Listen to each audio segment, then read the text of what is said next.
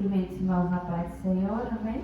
Se nós podemos se sentar, nós estamos na nossa escola bíblica e hoje nós vamos estudar a lição de número 11 da nossa revista, que tem por título Evangelismo e Tempo. O texto áureo está em 1 Coríntios, capítulo 3, versículos 6 e 7. Aqueles que têm a revista, a página 77, né? Glória a Deus. Diz assim o texto: Eu plantei, Apolo regou, mas Deus deu o crescimento. Pelo que nem o que planta é alguma coisa, nem o que rega, mas Deus que dá o crescimento. Amém? Nós estamos chegando já ao final da nossa revista, né? E nós já vimos vários estudos falando acerca do evangelismo, né? Como Jesus tratava aquelas pessoas que a gente viu que todos são importantes, né? Que todos são fundamentais. Pessoas que às vezes a sociedade não dava nada. Naquela época as mulheres eram meio que desprezadas, né? Não tinha assim aquele devido valor. As pessoas que estavam hoje, como nós podemos dizer, à margem da sociedade, né? E como os escravos naquela época. E Jesus, com seu amor, alcançou todas essas pessoas. É o propósito dele. E através deste propósito de Jesus, nós tornamos um, né? Porque em Jesus não tem aquele que tenha mais valor por ser rico, que tenha menos valor por ser pobre, né? Por ser negro ou por ser branco. Não, para Jesus não tem. Em Cristo, através de Cristo, nós nos tornamos irmãos. A igreja, né? Um só corpo. E isso é maravilhoso. Quando nós nos deparamos com este texto aqui de 1 Coríntios, capítulo 3, versículos 6 e 7, Paulo estava falando ali ao povo de Corinto sobre a questão de alguns dizerem: eu sou de Paulo, eu sou de Apolo, ou eu sou de Cefas ou de Pedro, né? Porque eles achavam assim: não, Paulo é melhor, então eu sou de Paulo, então eu estou melhor do que vocês, porque eu estou, né, num nível assim. Não, eu sou de Pedro, ou seja, de Cefas. Eu sou de Apolo. Então, isso estava causando o quê? Uma dissensão no meio da igreja. E aí Paulo foi repreender estes irmãos por causa disso. Mas esse texto foi citado não porque nós vamos trabalhar essa questão de desunião, de contenda dentro da igreja, não. Vamos falar por quê? Porque Paulo vai explicar a eles que um foi aquele que plantou, que semeou a semente. Outro foi aquele que regou. Mas nem sempre é aquele que planta, rega e colhe. Ou aquele que rega, colhe, né? Então assim, porque o crescimento é Deus que dá. Mas a gente precisa entender, principalmente as pessoas que evangelizam, né? Ou na verdade, todos nós devemos ser evangelistas do Senhor, né? Propagar a palavra do Senhor, falar acerca do amor de Jesus para a salvação das pessoas. Então assim, todos nós temos como que essa obrigação de semear, ou seja, de levar a palavra. Quem vai dar o crescimento? É Deus. Nenhum de nós podemos dar crescimento. Porque na área secular, na nossa vida mesmo assim, a gente pode plantar alguma coisa. A gente põe lá a semente, a gente prepara a terra, a gente põe a semente, a gente molha, mas nasce. Mas se Deus não der um crescimento, ela não vai passar daquela plantinha raquítica, né? não vai às vezes nem alcançar o tamanho de frutificar nada, porque quem dá o crescimento é Deus. E aí na parte espiritual também, nós vamos levar a palavra, nós vamos semear. Quem vai dar o crescimento é o Senhor. A rega é o molhar, né? É aquele trabalho contínuo que a pessoa continua ensinando a palavra do Senhor para a pessoa que aceitou a Jesus, né? Vai aumentar o conhecimento daquela pessoa através de Jesus, porque poucas são as pessoas que conhecem verdadeiramente a Jesus quando o aceitam, né? A palavra foi ali lançada, a semente foi lançada, a pessoa aceita Jesus. Aí já é outro processo. Alguém precisa ensinar sobre Jesus para essa pessoa. Então esse está fazendo o quê? Está regando.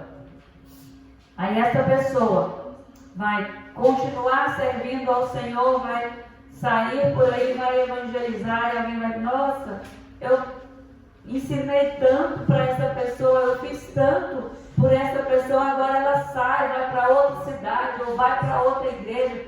Não se preocupe, porque cada um de nós receberemos do Senhor aquilo que fizermos na obra do Senhor para o Senhor. Então, e às vezes as pessoas que têm esse chamado, principalmente para evangelista, eles, para que não tenham, né, não se angustiem ou não fiquem nessa preocupação, nossa, mas eu estou trabalhando e parece que as pessoas não estão vindo para a igreja ou não estão aceitando a Jesus. Calma, tudo tem o quê? Tempo. Tudo tem o tempo, né? Não somos nós que determinamos o tempo de alguém crescer espiritualmente ou de alguém aceitar a Jesus. Não somos nós que determinamos o tempo, é o Senhor Jesus, amém? Então, para aquelas pessoas que evangelizam, que pregam, esse estudo é justamente para isso, para que não desanime, para que não se frustre, né? Porque às vezes, eu estou levando a pessoa para a igreja, estou levando, e ela foi um dia lá na outra igreja e aceitou a Jesus. Glória a Deus que ela aceitou Jesus, né? Vai servir a Deus, vai para o céu, nós vamos para o mesmo céu, independente de qualquer denominação que reconheça Cristo, né? E sirva ao Senhor. Então, todos nós vamos morar com o Senhor. Então, nós vamos, essa lição aqui, quando não vamos tirar o texto, né, e fazer algo separado, não. Essa aqui é só para uma ilustração, quando Paulo falava acerca disso.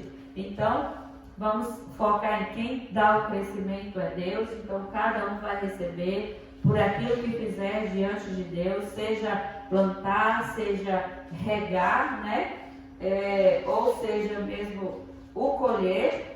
E é isso que nós vamos focar neste estudo, nesta noite.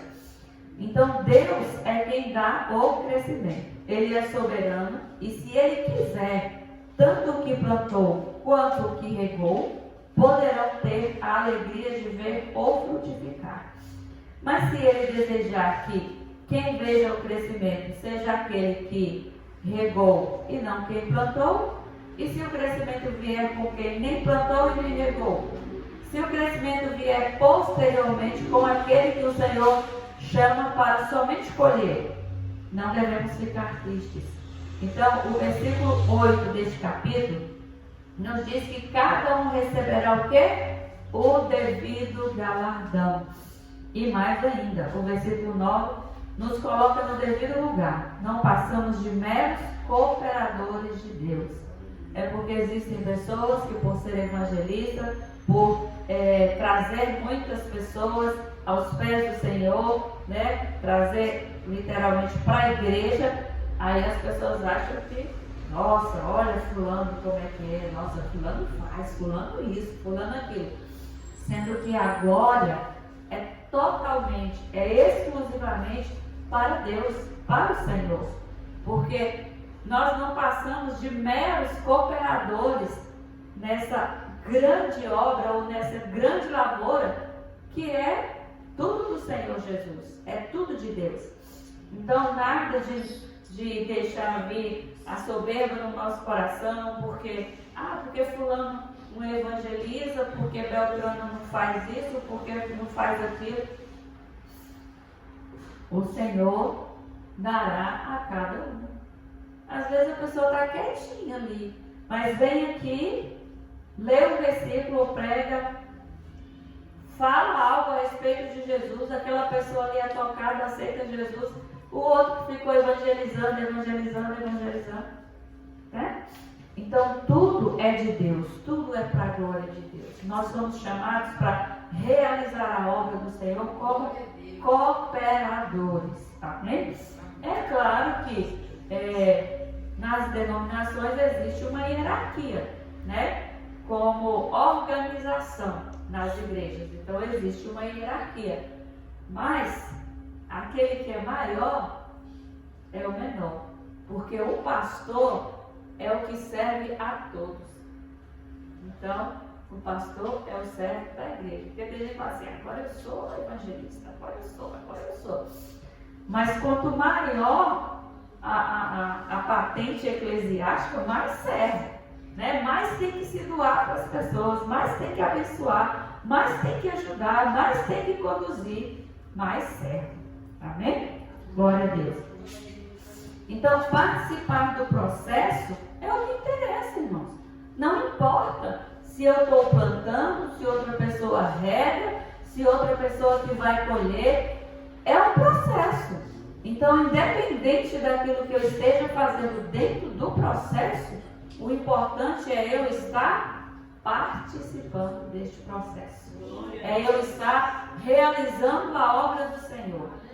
Levando o Evangelho de Cristo, ensinando as pessoas a Jesus, independente de que o pastor não mandou, o pastor não marcou o evangelismo, o pastor não fez isso, o fulano não fez aquilo. Não. Tenha a oportunidade, fale do amor de Jesus. No trabalho, na escola, onde estiver, tenha a oportunidade, fale do amor de Jesus. O importante é a gente fazer o quê? Semear. Se a nós não couber a oportunidade de regar essa semente que foi semeada, outro vai regar, com certeza. Deus vai dar o crescimento. Amém? Essa pessoa frutificará na presença do Senhor. E isso, a nossa parte, não importa qual seja ela. O importante é que nós estamos fazendo parte do processo. Amém? Deus poderá. Agora nós vamos entrar para essa questão, né, de plantando, regando e colhendo. E a gente vai ver que na pedagogia de Cristo, ele utilizava de fatos concretos, histórias reais ou parábolas para que verdades abstratas pudessem ser guardadas. Aí a gente vai ver aqui dois textos da palavra do Senhor, que está em João capítulo 4, também Atos capítulo 8, mas a gente vai ler depois, tá bom? Não precisa ainda, pode até abrir a Bíblia aí, mas não é para ler agora. Então nós vamos ver o plantar, o regar e o colher. Em João capítulo 4, Jesus plantou. Nós estudamos, e lá na página 43, quando Jesus fala assim, acerca dos locais onde estavam, para que eles pudessem ir, né, aos lugares e até aos confins da terra. Então lá na página 43, tem esse mapa especificando, e a gente vê o quê? A gente vê Judéia, Jerusalém aqui, aí a gente vê Samaria no meio, e lá em cima a gente vê o quê? É a Galileia, né? Lá vai eu sou uma besta para guardar as coisas. Isso, a Galileia. Tinha 3 caminhos para que as pessoas saíssem da Judéia e chegassem até a Galileia. Existiam 3 caminhos. E um era passando por dentro de Samaria. E foi justamente este caminho que Jesus escolheu para passar. E o que nós já estudamos também, e vimos na palavra do Senhor, é que judeus e samaritanos não se davam bem. Né? Por quê? Porque os samaritanos eram uma raça mestiça. Era da parte judia e parte gentia, tudo misturado. E havia formado durante o cativeiro assírio, das 10 tribos do norte, a partir de 727 anos antes de Cristo. Rejeitados pelos judeus por não poderem provar sua genealogia, Os samaritanos estabeleceram seu próprio templo em cultos religiosos no Monte Gerizim. A gente vê falar esse Monte Gerizim, a gente vê lá em Deuteronômio 28, né? O que só serviu para aumentar o preconceito. A aversão dos fariseus pelos samaritanos era tal que oravam para que nenhum samaritano fosse revivido ou fizesse parte do processo da ressurreição, né? E numa tentativa de insultar Jesus, seus inimigos o chamaram de samaritano. Tamanha era, né, a divisão aí desse povo. Quando nós lemos, irmãos, na palavra do Senhor, eu particularmente, agora eu já entendo, né? Mas aí quando eu vou ler, nos textos eu leio, nos capítulos eu leio. Mas quando eu ia ler a Bíblia, quando chegava na parte de genealogia, eu pulava. Porque de fulano para Beltrano, não sei quem, e cada nome que às vezes a gente não dá conta nem de ler. Aí quando chegava nessa parte de genealogia, eu pulava. Aí já ia logo para... Mas para eles essa questão era muito importante. E hoje a gente entende que para nós também é importante. Porque aí a gente vai saber de onde Jesus veio, né? É por isso que é necessária essa questão de genealogia. Então, os samaritanos, eles eram desconsiderados justamente por isso. Porque como eles eram uma mistura de judeu com gentio, eles não tinham uma genealogia definida. Não tinha como dizer que fulano veio de Beltrano, de não sei quem, da tribo de tal. Não tinha isso. Então, eles não eram considerados. E como eu já havia falado acerca de Jesus, e já estudamos nos estudos anteriores, que todos são o quê? Fundamentais. Então, Jesus não olhou para a condição daquele povo de ser escória e passou por ali para falar o quê? Acerca de si mesmo, né? Falar do amor dele, o propósito dele na terra. E nessa passagem dele ali por Samaria, ele já encontra com quem? Que é um texto assim maravilhoso, que a gente vê a mulher samaritana, né? E aí ele começa a conversar com a mulher, e a mulher já diz assim, como? Vamos lá abrir a Bíblia.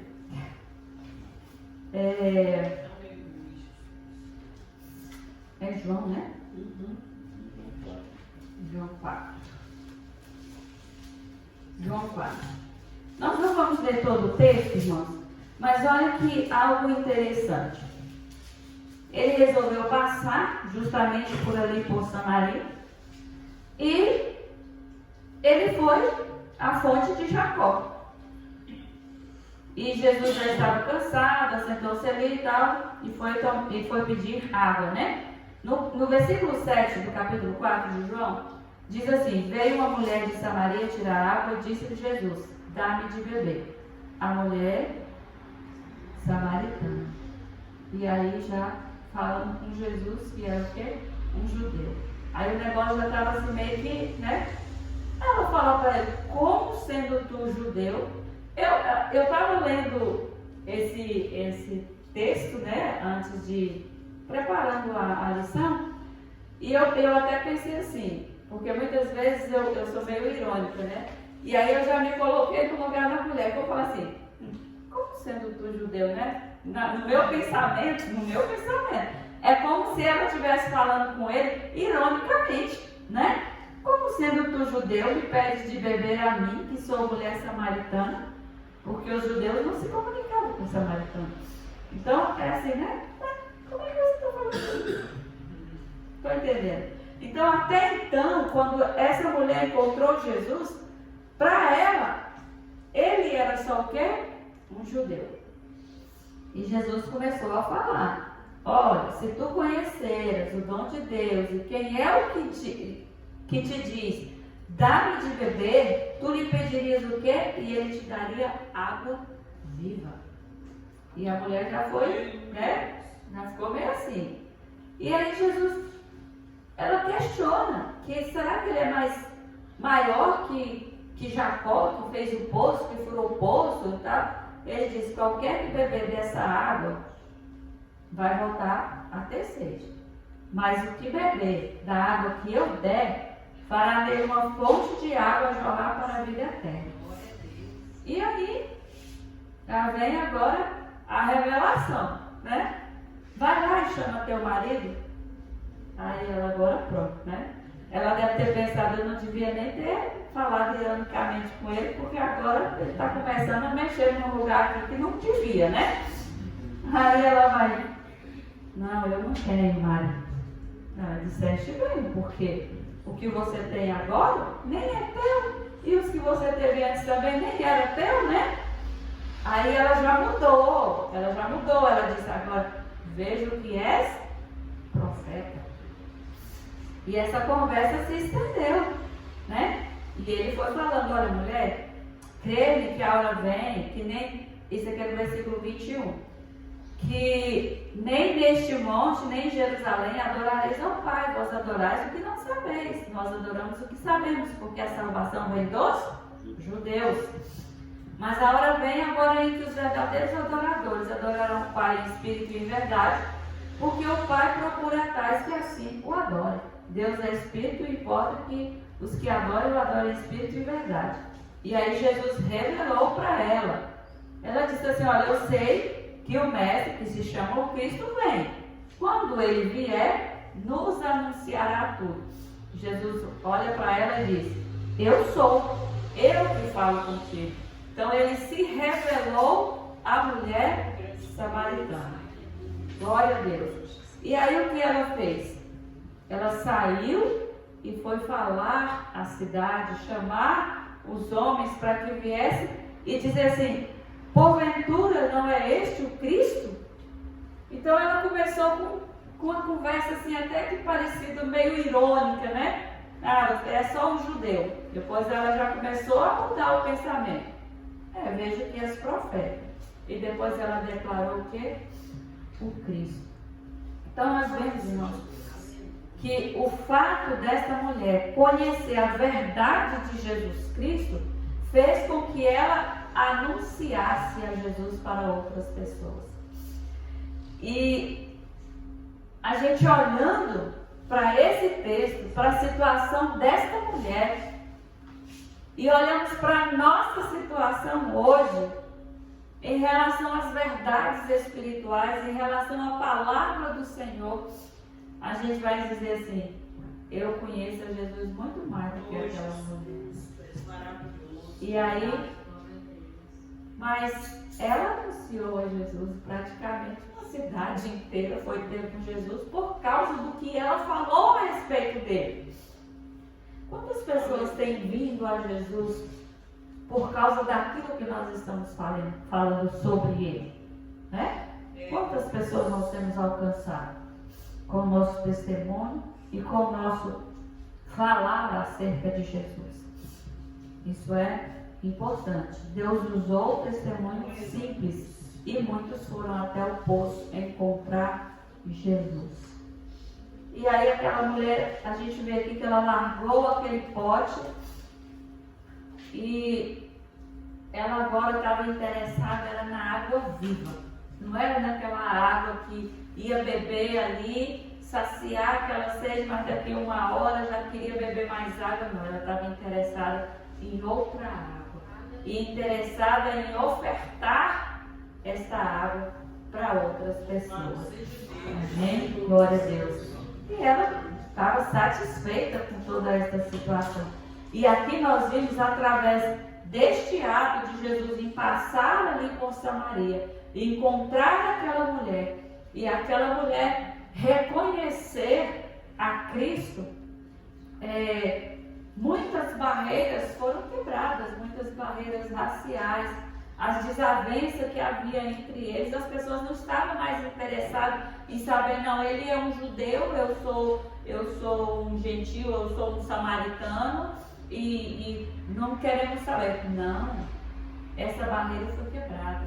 E aí Jesus falou, as pessoas ouviram e Jesus continuou para cumprir o seu ministério. Amém? Glória a Deus. E a gente vê aqui na página 78, diz assim, essa mulher não veio a crer em Jesus imediatamente. Foi paciente, Jesus foi paciente com ela e com isso deixou um bom exemplo para o nosso trabalho evangelístico. Porque Jesus poderia tão somente, quando ela diz assim, como que tu és judeu e fala comigo que sou um samaritano? Talvez alguém de nós já daria um jeitinho de escapar, né? E deixar para lá. Mas Jesus teve paciência e foi falando e ela foi entendendo, né, o que realmente Jesus queria direcionar para a vida dela, aquilo ali. Então, certamente, a mulher não era exatamente um protótipo ou um exemplo de convertida, mas ainda assim Deus usou sua vida para ganhar quase toda a sua vila para Cristo. Amém? Então, às vezes a gente olha a pessoa assim e fala, mas fulano, aquele fulano está trazendo outras pessoas para Jesus, não é não? Então assim, não é porque não tem um carro, não tem uma casa, ou porque é branco, ou porque é negro, ou porque é mulher, ou porque é criança, que nós também estudamos semana passada a respeito das crianças, né? O valor que as crianças têm para Jesus. Então todos precisam ter conhecimento acerca de Jesus. Quem regou? Então a gente vê aqui, Jesus passou, falou, a mulher evangelizou, trouxe as pessoas a Jesus e Jesus continuou a sua jornada. E quando olhamos para a palavra de Deus, não há informações sobre algum dos discípulos que ficou especificamente cuidando dos samaritanos que creram em Cristo. Não há relatos aqui de que tenham ficado lá um discípulo, ou daqueles que seguiam a Jesus, que tenham ficado lá e dando continuidade naquele processo que foi começado, né? A palavra do Senhor não descreve. Mas, independente disso, a gente sabe que as coisas percorriam, né? As palavras, elas, naquela época, eram boca a boca mesmo, né? Hoje tem WhatsApp, tem Instagram, tem um monte de coisa que eu nem sei. Eu não sou antenada nessas coisas, não. Então, mas naquela época, as pessoas falavam, um falava para um, que falava para outro, que falava para outro, né? Pessoalmente. E a gente entende-se que aquela palavra, ela não morreu, né? Aquela palavra, ela ficou. E com certeza, aqui não descreve, na palavra do Senhor, isso é um pensamento meu, alguém, por menos entendido ou menos conhecimento que tinha, aquele povo que recebeu ali de Jesus estava sempre propagando, né? Dúvida não temos que Jesus era conhecido em Samaria, como o era em todas as demais regiões de Israel, bem como nos povos vizinhos. Sua fama percorria todos os lugares. Entretanto, o episódio da mulher samaritana trouxe mais seguidores ao Senhor. E a gente observa essa situação e perguntamos, só Jesus regou? Com certeza não, porque o povo perseverou, né? Continuou ali nessa questão do conhecimento. Nós vamos ver que Filipe também regou. Atos 8, 5 a 8 e o 12. Filipe também regou, porque depois da morte e ressurreição de Cristo, depois do dia de Pentecostes, que houve toda aquela perseguição, eles se espalharam, né? E onde é que Filipe foi parar? Em Samaria, né? Filipe foi para Samaria. Então, Filipe não só regou, como ele colheu. Então, a gente vê aqui, como? Ele não plantou, ele chegou lá assim, Jesus tinha plantado já a semente. Ele chegou lá e foi fazer o quê? Dar continuidade. Então, ele foi regar. E depois a gente vai ver que ele colheu frutos de estar ali falando acerca da palavra do Senhor. Este texto começa com as terríveis ações de um homem chamado Saulo. Morte, prisão, agressão física era do cotidiano para com a igreja. A gente vê em Atos, né? Em razão da perseguição, muitos são dispersos e saem pregando o evangelho por onde vão. E um deles foi quem? Filipe. Atos 8, 5 a 8 e o versículo 12. Alguém quer ler, por favor?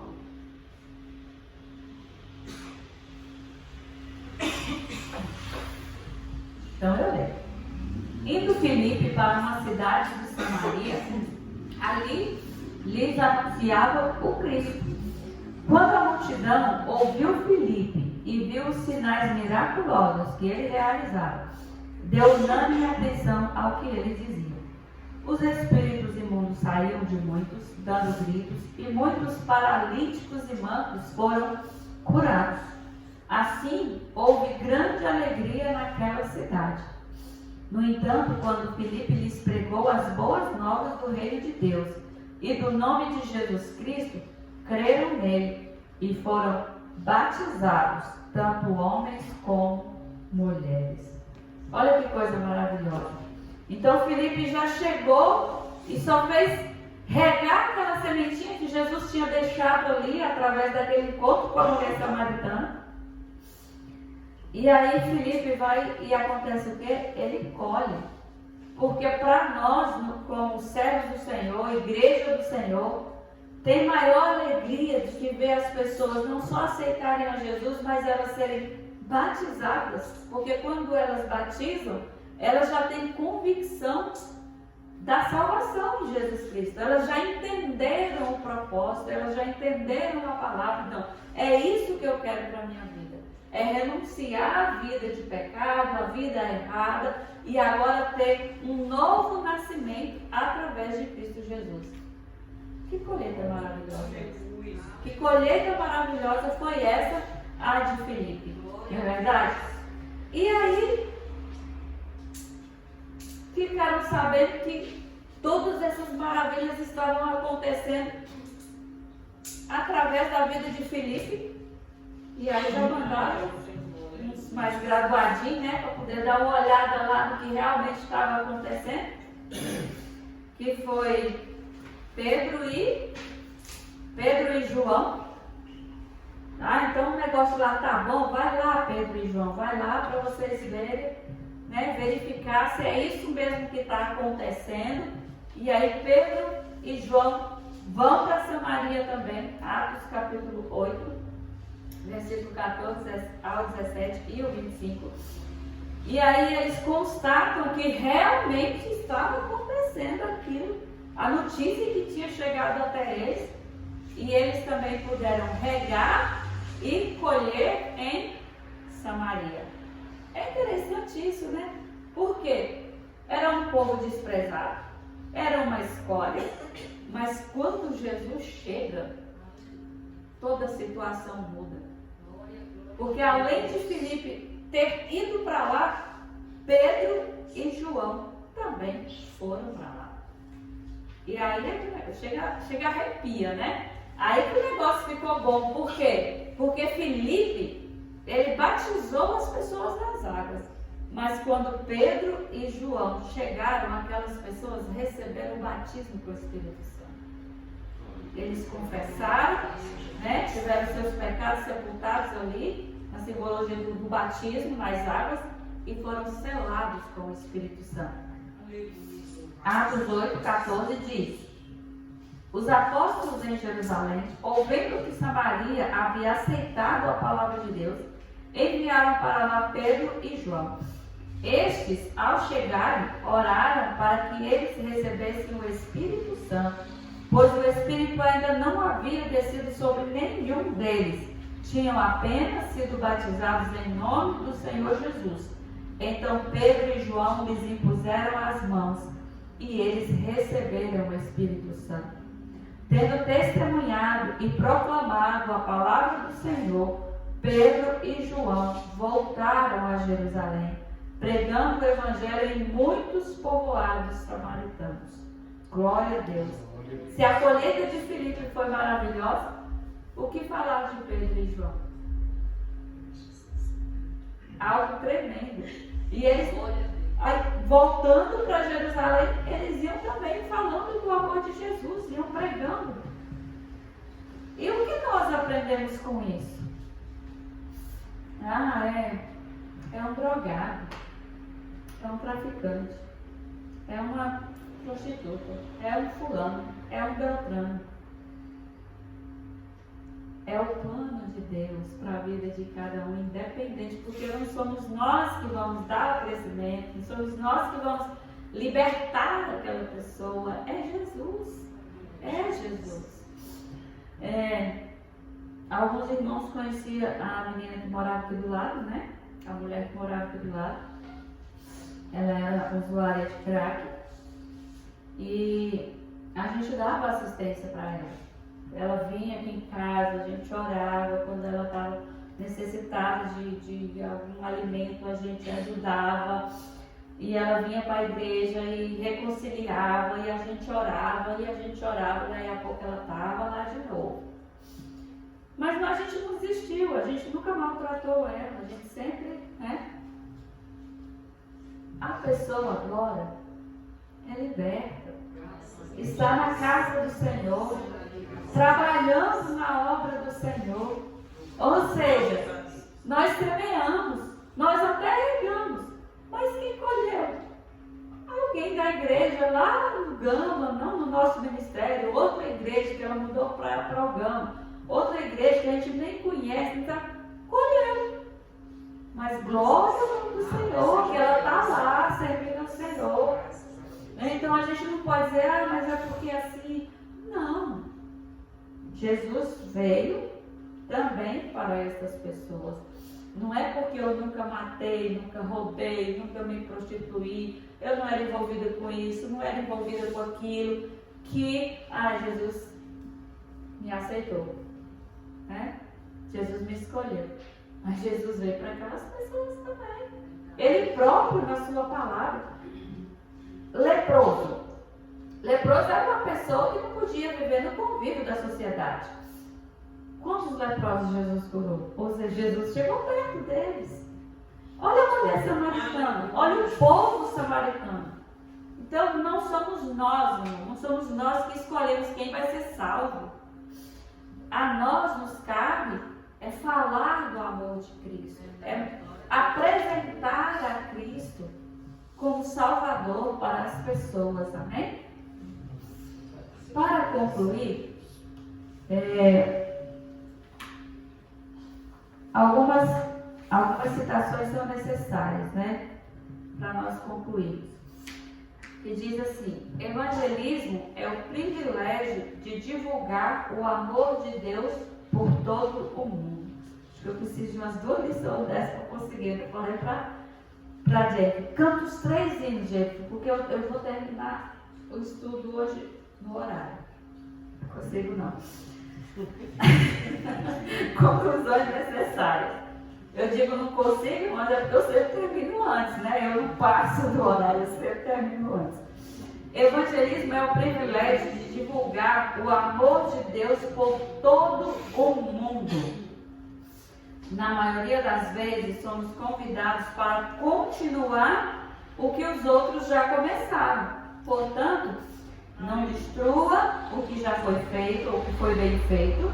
Seja humilde, continue e, se possível, melhore.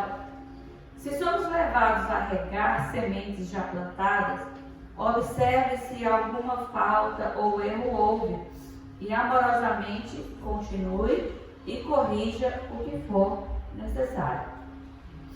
Tendo a oportunidade de anunciar Cristo a alguém que nunca ouviu, creio que você está levando a semente. Não desanime, se aparentemente não acontecer nada.